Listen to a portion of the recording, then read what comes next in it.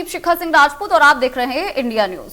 मध्य प्रदेश छत्तीसगढ़ बड़ी बहस मध्य प्रदेश में आपका स्वागत है। मध्य प्रदेश में लंबे इंतजार के बाद से आखिरकार राज्य निर्वाचन आयोग ने त्रिस्तरीय पंचायत चुनाव की घोषणा कर दी है। निर्वाचन आयोग ने सूबे में 3 चरणों में पंचायत चुनाव करवाने का फैसला किया है और इसकी तैयारी आयोग ने पूरी भी कर ली है। इधर गैर राजनीतिक चुनाव के बावजूद प्रदेश के सियासी दलों ने पर्दे के पीछे अपनी सियासी जमावट भी जमा ली है। पंचायती क्षेत्र के लिए आचार संहिता आज से लागू की गई है। नगरीय निकाय में इसका प्रभाव नहीं होगा। पहले चरण की अगर बात की जाए तो पहले चरण में 25 जून को, दूसरे चरण में 1 जुलाई को, तीसरे चरण में 8 जुलाई को वोट डाले जाएंगे। सुबह 7 बजे से लेकर शाम 5 बजे तक मतदान होगा। अब आपको ये बता देते हैं कि पंचायत चुनाव ईवीएम से नहीं होगा, मत पत्रों के जरिए होंगे। चुनाव करीब 4 लाख पदों के लिए होंगे। जी हां, नामांकन 30 मई से भरे जा सकेंगे और नाम वापस लेने की जो आखिरी तारीख है वो है 10 जून दोपहर 3 बजे तक। वोटिंग के लिए मतदाता पहचान पत्र जरूरी है। परिणामों की घोषणा ब्लॉक मुख्यालय पर की जाएगी। तारीखों के ऐलान के तुरंत बाद बीजेपी चुनाव प्रबंध समिति की बैठक भी हुई है और बीजेपी प्रदेश कार्यालय में ये बैठक हुई है। यानी कि पूरे तरीके से जो मतलब है वो साफ है कि पंचायत चुनाव की तारीखों के ऐलान के साथ ही राजनीतिक दल एक्टिव मोड में नजर आ रहे हैं। पंचायत चुनाव मध्य प्रदेश में गैर राजनीतिक होते हैं, लेकिन सूबे के महत्वपूर्ण सियासी पार्टी पर्दे के पीछे से चुनाव में अपनी दखल जरूर रखते हैं, जिसके चलते जहां एक तरफ बीजेपी पंचायत चुनाव में जीत का दावा कर रही है तो दूसरी तरफ वो कांग्रेस सत्ताधारी दल पर आरोपों के तीर चला रही है। और इसी बीच मुख्यमंत्री शिवराज सिंह चौहान ने उन ग्राम पंचायतों में पुरस्कार का ऐलान कर दिया है जहां उम्मीदवार निर्विरोध चुने जाएंगे। निर्विरोध चुनी जाने वाली महिलाओं के लिए भी 15 लाख की प्रोत्साहन राशि देने का ऐलान किया गया है।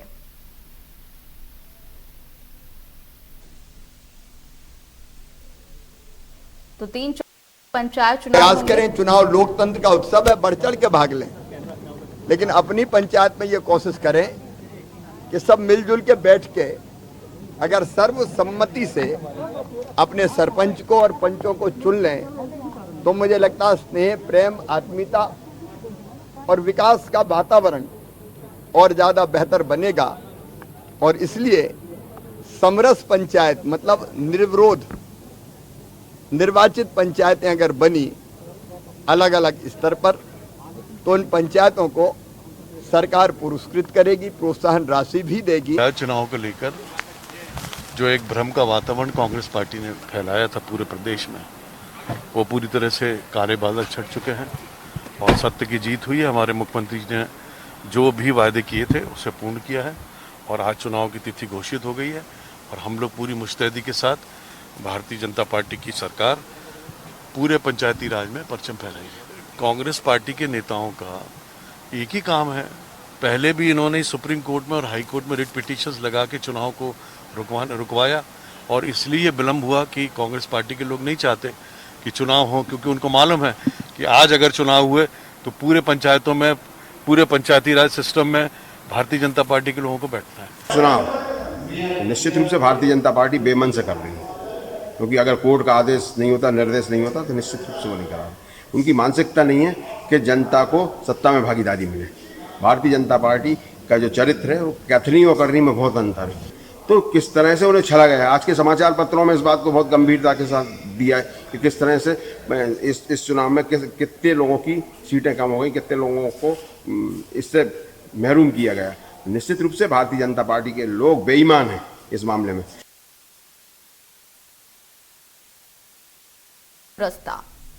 एमपी में पंचायत चुनाव का बिगुल बज चुका है। 3 चरणों में पंचायती चुनाव होने जा रहे हैं। तारीखों का ऐलान हो चुका है और अब जो पक्ष और विपक्ष एक दूसरे पर तंज कस रहा है और दोनों ही दावा कर रहे हैं कि पंचायत चुनाव में वो आगे रहने वाले हैं, जीत दर्ज कराने वाले हैं। और इसके साथ ही एक बड़ी बात यह भी है कि मध्य प्रदेश में सीएम शिवराज सिंह चौहान ने यह बात कही है कि अगर निर्विरोध चुनाव जीता जाता है तो जो भी वहां से महिला नेता हैं, जो भी हैं, उनको इनामी राशि जो है वो दी जाएगी। तो ये एक अपने आप में काफी इंटरेस्टिंग फैक्टर है। जो अपनी ओर खींचता हुआ नजर आ रहा है। यहाँ आपको बता दें कि दोनों ही पार्टी इन चुनावों में जीत का दावा कर रही है। हालांकि जो डेट है वो आ चुकी है, 3 डेट अभी फिलहाल फाइनल हुई है। एमपी में पंचायत चुनाव का बिगुल बज चुका है और यहाँ आपको बताएं कि 3 फेजेस में, 3 चरणों में ये पंचायत चुनाव होने जा रहे हैं। चुनाव की घोषणा के बाद से जो तमाम उम्मीदवार हैं वो भी कमर कस चुके हैं और सबसे बड़ी बात ये कि जब जो डेट है वो फाइनल हुई तो उसके बाद बीजेपी की बैठक भी रखी गई। हालांकि बीजेपी की तरफ से इस बात को बार बार उठाया जाता रहा है कि कांग्रेस इन चुनाव को पोस्टपोन कराने के चक्कर में थी। हमारे साथ हमारे गेस्ट भी जुड़े रहेंगे। ब्रजगोपाल लोया प्रवक्ता बीजेपी से, तो अमित तावरे प्रवक्ता कांग्रेस से। सबसे पहले अमित तावरे का रुख कर लेते हैं जो कि कांग्रेस के प्रवक्ता हैं। अमित जी, जिस तरह से अब जो डेट है वो आ चुकी है, 3 फेजेस में पंचायत चुनाव होंगे। बीजेपी का ये कहना है कि कांग्रेस हमेशा टांग अड़ाती नजर आई है कि किसी भी तरीके से जो डेट है वो थोड़ी आगे खिसक जाए या अभी थोड़ा टल जाए, और आपका क्या कहना है? देखिए, भारतीय जनता पार्टी का तो काम ही है झूठ बोलना, क्योंकि इस तरीके की बयानबाजी उनके बड़े नेताओं ने भी की थी। किस तरीके से विवेक तनखा जी, जो कि हमारे कांग्रेस के लीडर हैं और इस देश के सीनियर वकील भी हैं, उन्होंने किस तरीके से मानहानि का दावा इन सबके ऊपर किया था, ये आपके हमारे सबके सामने है। तो रही ये बात। दूसरी बात कि चुनाव से वो पार्टी डरती है जिनके शासनकाल में प्रदेश जो है वो लगातार महंगाई की ओर बढ़ रहा हो, बेरोजगारी की ओर बढ़ रहा हो। आप देखिए कि मध्य प्रदेश के 4 बार के मुख्यमंत्री अभी कुछ दिन पहले ठेला लेके बच्चों के खिलौने लेने निकले थे, लेकिन उसी प्रदेश की दूसरी तस्वीर ये है कि वहां पर 10 लाख से ज्यादा बच्चे जो हैं वो कुपोषण की शिकार में हैं। आप सोचिए कि 4 बार का कार्यकाल मुख्यमंत्री जी का एक बड़ा कार्यकाल होता है। एक तरफ वो बच्चों की कुपोषण की बात भी करते हैं, दूसरी तरफ सांची दूध के दाम लगातार मुख्यमंत्री जी बढ़ाते रहते हैं। तो इनके 2 तरह के ये चरित्र हैं। आदिवासी अत्याचार की मामले की बात हम करें तो प्रथम 5 में मध्य प्रदेश है, बाल अत्याचार में प्रथम 5 में मध्य प्रदेश है ना। हम किस क्षेत्र की बात करें, आप देखिए किस तरीके से शांति का टापू मध्य प्रदेश कहलाता था, लेकिन चारों तरफ से मध्य प्रदेश जल रहा है। चाहे हम महाकौशल की बात करें, हम चंबल की बात करें, हम मालवा निवाड़ की बात करें, किस तरीके से अभी आप देखिए भारतीय जनता पार्टी के एक नेता के द्वारा किस तरीके से एक बुजुर्ग की जो है वो मार के हत्या कर दी गई। नीमच की घटना है ये। तो ये सब जो घटनाएं हैं ये सत्ता के दम पर हो रही हैं, और भारतीय जनता पार्टी यदि उसके उलट जो है विपक्ष के ऊपर आरोप लगाए तो इसमें वो लगा सकती है, क्योंकि ये लोकतंत्र है, सबको अपनी बात कहने का हक है। लेकिन मध्य प्रदेश की 7.5 करोड़ जनता इस चीज को समझ चुकी है कि भारतीय जनता पार्टी को एक लंबा समय जो है सेवा करने के लिए दिया था, लेकिन जनता को क्या मिला? आज चारों तरफ जो है वो रोजगार के कोई साधन नहीं है। हमारे मध्य प्रदेश का जब युवा डिग्री लेकर निकलता है तो उसको आज भी 18 साल बाद भी जो है उसको बंबई, दिल्ली, मुंबई, पुणे, बेंगलोर यहाँ की ओर रुख करना पड़ता है। अभी मैं देख रहा था आज प्रमुख देश का जो सबसे प्रमुख अखबार है उसमें आया है कि जो है रोजगार मेला लगा था, लेकिन जो बताया गया था जो आपको सैलरी मिलेगी उससे आधी सैलरी में वहां पे काम करने को कहा गया, इसलिए रोजगार जो हमारे बेरोजगार युवक थे वो वहां से भी चले गए। तो ये स्थिति मध्य प्रदेश के बारे में है। तो अब कोई भी चुनाव हो, भारतीय जनता पार्टी इससे पीछे हटना चाहती है। और जैसे आरक्षण की बात हम करें, आरक्षण में भी ये लोग पिछड़ा वर्ग को छलने का प्रयास करते हैं। दिग्विजय सिंह जी के समय में जो 14% आरक्षण की बात थी वो आज उसी में खुश हुए जा रहे हैं, जबकि कमलनाथ जी ने जो है 28% की बात करी थी, और 28% के हक की लड़ाई हम 2023 में भी लड़ेंगे जब हमारी सरकार आएगी। तो इस तरीके से इनकी कथनी और करनी क्या है ये सबके सामने है, और जनता जो है बीजेपी का ये भी कहना है, बात करें बीजेपी का ये भी कहना है कि जो विकास है वो बहुत तेजी से हुआ है मध्य प्रदेश में, और जो जनता है वो काफी खुश है। देखिए, निश्चित तौर पर विकास हुआ है मध्य प्रदेश में, लेकिन आप कल्पना करिए, आपने भी देखा होगा, आप भी पत्रकार हैं, कि वो भारतीय जनता पार्टी के नेता जिनके पास स्कूटरें हुआ करती थी, जिनके पास 2 व्हीलर हुआ करती थी, आज आप देखिए 50-50 लाख की गाड़ियों में वो लोग घूम रहे हैं। तो विकास हुआ है तो भारतीय जनता पार्टी के नेताओं का हुआ है। अमित तावरे जी, ब्रज गोपाल लोया, प्रवक्ता बीजेपी, हमारे साथ फोन पर हमारे साथ जुड़ गए हैं। ब्रज गोपाल जी, जैसा कि अभी चर्चा चल रही है, आपने भी सुना होगा, अमित जी ने कहा है कि किस तरह से बीजेपी पे कई चीजें जो है उन्होंने बीजेपी को लेकर बोली है, और ये भी लास्ट लाइन में ये भी बोला है कि कई महंगी गाड़ियों में बीजेपी के जो नेता हैं वो घूमते हैं और जो विकास है काफी पीछे है। क्या कहेंगे ब्रज गोपाल?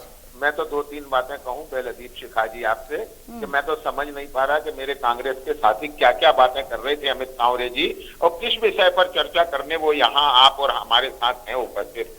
तो ये जो कांग्रेस पार्टी के सम्मानी हमारे प्रवक्तागण हैं, कांग्रेस पार्टी के सम्मानी नेतागण हैं, ये विषय पर बात करने से क्यों बचते हैं? उस पर बात करने में मैं स्टूडियो से कहूंगा थोड़ी आवाज तेज करें, लोया जी की आवाज नहीं आ रही है मुझे।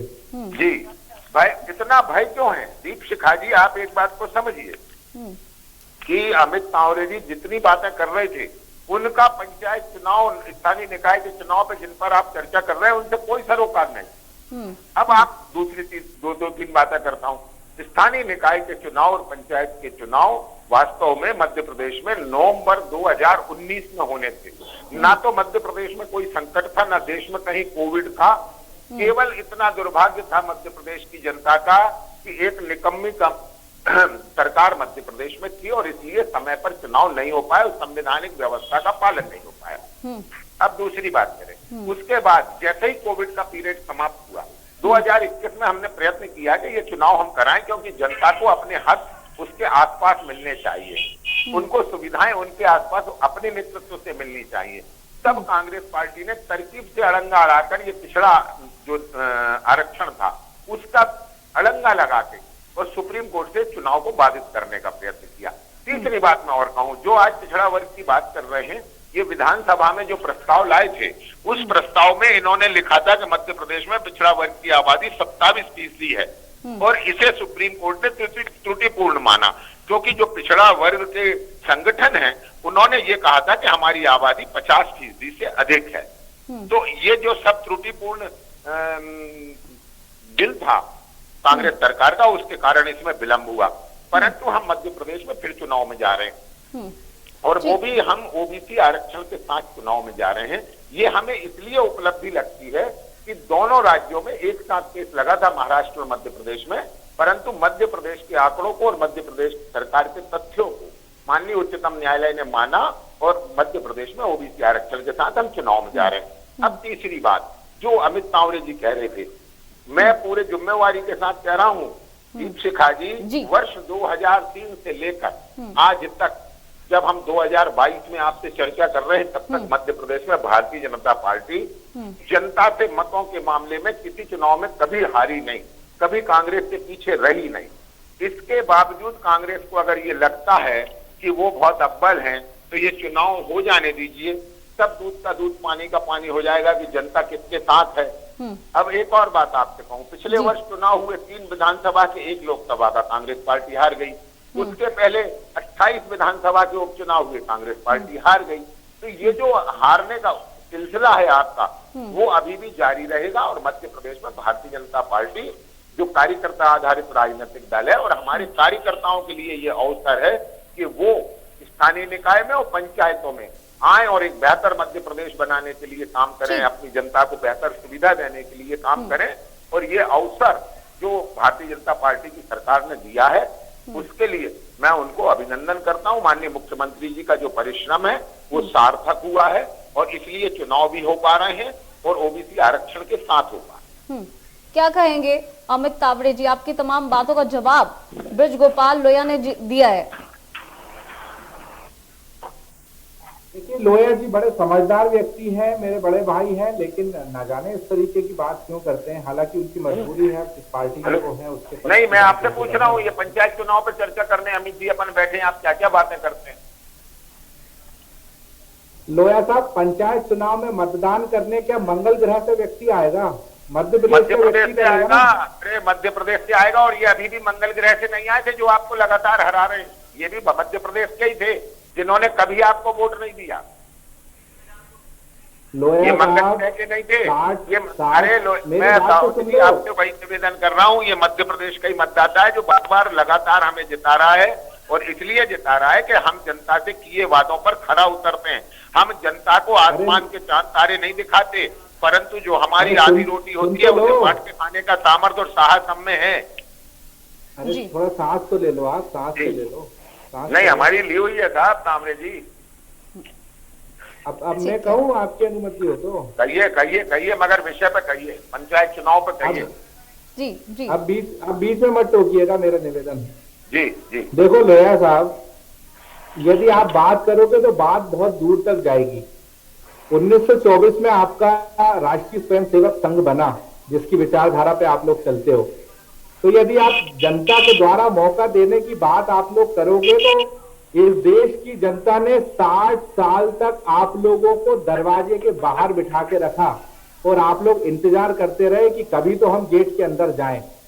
तो इसलिए इतनी घमंड वाली बात नहीं करना चाहिए। हमको बहुत लंबा समय दिया है जनता ने, और आप तो अभी उसके आसपास भी नहीं भटक रहे हो। हमारे कांग्रेस के जो 5 सबसे बड़े रिकॉर्ड हैं सीटों के, उसके 5वें नंबर पर भी नहीं हो अभी आप। तो इसलिए इतना दम्भ भरना ठीक नहीं है, आप समझो इस बात को। तो मेरा मानना सिर्फ इतना है कि जो मैंने आंकड़े पेश करे हैं, 10 लाख बच्चे कुपोषित हैं या नहीं है, मैं तो वही पूछना चाह रहा हूँ। और कुपोषित बच्चे ज्यादातर गाँव में है। राजस्थान में 11 लाख बच्चे कुपोषित हैं या नहीं है, जबकि वो आबादी के मान से मध्य प्रदेश से छोटा है। अमित जी जवाब दें। नहीं, आज आप मध्य प्रदेश में बैठे हो कि जयपुर में बैठे हो आप? अरे मैं आपसे ये पूछ रहा हूँ, जहाँ आप सरकार में है वहाँ बच्चे कुपोषित होना चाहिए। भोपाल में बैठे हो कि जयपुर में बैठे हो भैया? अरे ये पूछ रहा हूँ, भोपाल में। अरे हाँ, यहाँ आप ओबीसी की चिंता कर रहे हैं। मध्य प्रदेश भाजपा के प्रवक्ता हो या राजस्थान भाजपा के प्रवक्ता हो? भारतीय जनता पार्टी का प्रवक्ता हूँ और आप कांग्रेस के प्रवक्ता हैं। और कांग्रेस का चरित्र महाराष्ट्र में अलग, राजस्थान में अलग, छत्तीसगढ़ में अलग, मध्य प्रदेश में अलग, परंतु मेरी पार्टी का चरित्र पूरे देश में सारी जगह एक। मतलब मैं मान लूं कि मध्य प्रदेश में मेरे आंकड़ों के जवाब में आपके, मेरे सवाल में आपके पास जवाब नहीं है जो मैंने बोला। मैं आपसे फिर कह रहा हूँ, आपके पास अरे आपको तो पंचायत चुनाव की कोई जानकारी नहीं, आपको तारीख नहीं मालूम, और आप अनावश्यक बातें कर रहे हैं। और दीप सिन्हा जी आप उनकी बातों को सुन रहे हैं। ठीक है, देखिए कुपोषण एक गंभीर समस्या है। हालांकि इस पे राजनीति नहीं होनी चाहिए। अगर ऐसी समस्या बनी हुई है तो उसका समाधान होना चाहिए, उसको समाप्त करने के लिए काम होना चाहिए। ठीक है, हम बात कर रहे हैं पंचायत चुनाव को लेकर। ठीक है, हम बात कर रहे हैं पंचायत चुनाव को लेकर। अगर ब्रजगोपाल जी अगर आपसे पूछा जाए, क्योंकि पंचायत चुनाव की जो डेट है वो आ चुकी है, 3 फेजेस में चुनाव होंगे, क्या लगता है कौन से मुद्दे हैं जिनको लेकर जो जनता है वो बीजेपी के पाले में या फेवर बीजेपी को करती नजर आएगी? जिससे जो अट्रैक्ट करते हैं, कौन से मुद्दे हैं जो जनता को अट्रैक्ट करते हैं? 2-3 बातें आपसे करता हूं। जहां तक पंचायत चुनाव की बात है, मैं आपको बताऊं, निर्बाध बिजली की आपूर्ति हमने सुनिश्चित करने का प्रयत्न किया है। थोड़े दिन कोयले के कारण उसमें दिक्कत आई, परंतु मध्य प्रदेश की जनता जानती है कि भारतीय जनता पार्टी की सरकार के राज में बिजली मिलती, उन्हें सिंचाई के लिए और पीने के लिए पानी मिलता है। जहां कांग्रेस की सरकार के दौरान माताएं बहनें मटका और गुंड गगरा लेकर जाती थी पानी लाने, आज टोटी से पानी ज्यादातर मध्य प्रदेश में मिल रहा है। ये सब मुद्दे हम लेकर जाने वाले हैं। ठीक है, जितना अच्छा मनरेगा का काम भारतीय जनता पार्टी की सरकारों में हुआ है, कभी नहीं हुआ। और आपको बताता हूँ, जो हमारा पंचायती का सिस्टम है, सिर्फ 2 मिनट है। महत्वपूर्ण ये है, सबसे बड़ी बात ये है कि हमारे पास कार्यकर्ता हर बूथ पर है, उस कार्यकर्ता की टीम हर बूथ पर है, और कांग्रेस केवल टीवी पर है, फेसबुक पर है और ट्विटर पर है। और इसलिए जो पार्टी जमीन पर नहीं है वो पार्टी जमीन का चुनाव लड़ नहीं। ठीक है, अमित तावरे जी आपसे पूछेंगे कि क्या लगता है आपको कि जो जनता है उसको कांग्रेस को क्यों चुनना चाहिए? कौन से मुद्दे हैं ऐसे जो कांग्रेस जनता को अपने फेवर में कर सकती है पंचायत चुनावों में? देखिए, इस देश के प्रत्येक व्यक्ति की आत्मा में जो है वो कांग्रेस के तारे बसे हुए। मैं कहां से शुरू करूं? जवाहरलाल नेहरू जी से शुरू करूं, जिन्होंने एम्स की स्थापना करी, जिन्होंने स्मार्ट सिटी भेल जैसे की स्थापना करी, जिन्होंने बड़े बड़े कॉलेजेस की स्थापना करी, किस मामले में हम बात करें? आज की तो भारतीय जनता पार्टी की लेकिन सरकार सत्ता में है, भी मध्य वो तो प्रदेश में सत्ता में बीजेपी है अभी मध्य प्रदेश में। अरे अमित दीप जी। सिखाइए, आप पहले इनसे कहाँ से चर्चा प्रारंभ कर रहे हैं, विषय पे क्यों नहीं कर रहे हैं? कि पंचायत चुनाव में आपकी क्या हालत होने वाली है, स्थानीय निकाय चुनाव में ठीक है। आपकी क्या अरे हालत होने वाली है? लोया साहब, आपको ये जानकारी नहीं है कि पंचायत चुनाव दलीय आधार पर नहीं है? नहीं, आपको जानकारी नहीं है इसका मतलब? मैं आपसे फिर कहूँ कि आपको इसका यही मतलब तो आपको जानकारी नहीं है? अरे आपको जानकारी नहीं है कि ये नहीं, पंचायत नहीं, चुनाव नहीं। दलीय आधार अरे पर अमित नहीं है, जी, इसमें आप अमित भी जी, कुछ सुन नहीं लो। बोल सकते हो। अरे अमित जी, आपको जानकारी नहीं है? अरे अमित जी सुन लिया करे, ठीक अब है। सुन लीजिए, आपके लिए दलीय आधार पर नहीं है, मगर भारतीय जनता ठीक है, पार्टी कोई नहीं। का अमित जी, जहाँ अमित चुनाव तावरे लड़ेगा, जी को जवाब देने दीजिए क्योंकि समय बिल्कुल कम है। अमित तावरे जी, आप अपनी चंद लाइंस में आप अपनी बात पूरी कर दीजिए क्योंकि समय नहीं है बिल्कुल। देखिए, मैंने जो सारे मुद्दे उठाए हैं, जो मैंने आंकड़ों के साथ पेश किया है, वो मध्य प्रदेश के आंकड़े हैं। और मध्य ठीक है। प्रदेश में हमारी ज्यादा से ज्यादा आबादी ठीक जो है। है वो ग्रामीण एरियो में रहती है। हम्म। तो कहीं ना कहीं इन सारे ठीक है। जो कुशासन है मध्य प्रदेश में भारतीय जनता पार्टी का, शिवराज जी का 4 बार से, उन सारे मुद्दों को ध्यान में रखकर ठीक है। जनता इस बार जो है, चाहे पंचायत की बात हो, चाहे नगरीय निकाय की बात हो, नगर निगमों की बात हो, उन सारे चुनावों में जनता ठीक है, इन मुद्दों को ध्यान रखकर अपने मत का उपयोग करेगी। ठीक है, चलिए सर, बहुत बहुत शुक्रिया हमारे साथ जुड़ने के लिए। ब्रजगोपाल जी, आपका भी बहुत बहुत शुक्रिया हमारे साथ जुड़ने के लिए। तो पंचायत चुनाव की जो तारीख है वो घोषित हो चुकी है, 3 फेजेस में ये चुनाव होंगे। फिलहाल आज के इस कार्यक्रम में इतना ही, रुकेंगे एक ब्रेक के लिए, बने रहेगा इंडिया न्यूज के साथ।